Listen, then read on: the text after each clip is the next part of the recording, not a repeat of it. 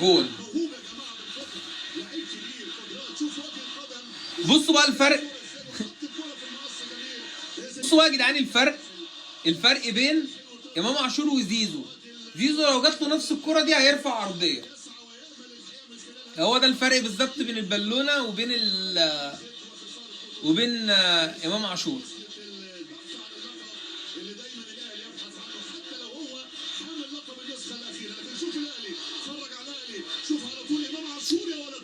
حتى هو الحارس اصلا ابو السعود ما توقعهاش، يعني ابو السعود نفسه ما توقعهاش.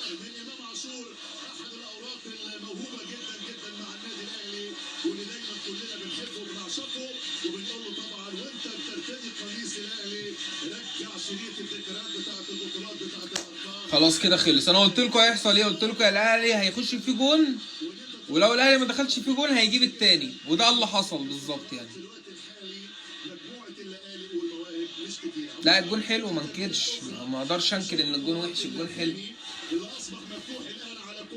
يعني، الجون حلو. هو اقول ايه يعني؟ خلاص كده خلصت. انا عامه قلت امبارح الاهلي هيكسب 2-1 او 2-0، والزمالك نتيجته هتبقى نفس نتيجه ماتش الاهلي لو الاهلي كسب يعني. يا عم ماركو انت اخويا يا عم والله العظيم.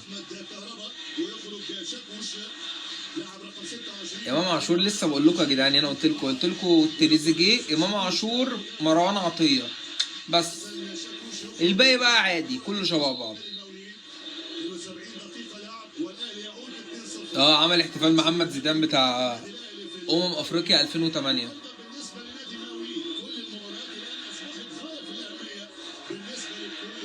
الجون التاني عايزين التالت، انتوا ايه طماعين ولا ايه يا جدعان؟ ايه الطمع ده؟